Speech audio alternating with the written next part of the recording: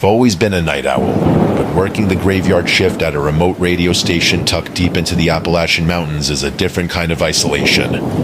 It's quiet. A heavy, unnatural quiet that seems to swallow the sound of the wind outside.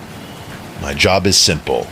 Keep the automated playlist running and monitor the signals until the morning crew arrives at 6 a.m. For months it was boring. But last Tuesday, at exactly 3:03 a.m., the world went cold. It started with a glitch. Every monitor in the studio flickered, then turned a deep, bruised purple. A new frequency appeared on the digital mixer, 99.9.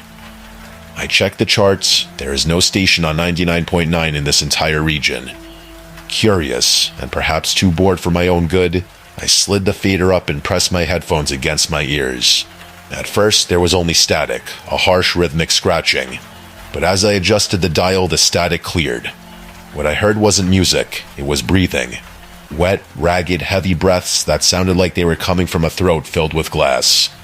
Then, a whisper broke through the static. It was a voice I recognized instantly. It was my own voice. "He's sitting in the leather chair now," the radio voice whispered. My heart skipped a beat. I was sitting in the only leather chair in the room. He's confused. He's looking at the mixer, wondering if this is a prank. I froze, my hand trembling on the fader. The voice on the radio continued, describing my every move in real time, but with a delay of just a few seconds. He's breathing faster now. He's reaching for the desk phone to call the manager. I snatched my hand back from the phone. My skin crawled. I stood up and backed away from the console, but the voice followed me through the speakers. He's standing up. He's looking at the heavy oak door.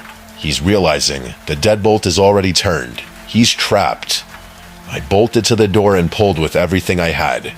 It wouldn't budge. It felt like it was welded shut. I scrambled to the security monitor, frantically switching between the camera feeds. The hallway outside was empty. The parking lot was empty. Everything looked normal on the screens, but in my headphones, I could hear footsteps. Slow, heavy boots thudding against the carpeted floor of the hallway right outside my studio. He's looking at the cameras. The radio me chuckled. It was a dark, distorted sound. But he forgot. Cameras only see the light. They don't see what's hidden in the frequency.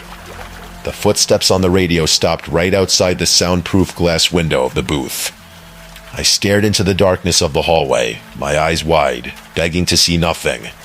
But then, a hand pressed against the glass. It was pale, almost translucent, with fingers that were impossibly long and ended in jagged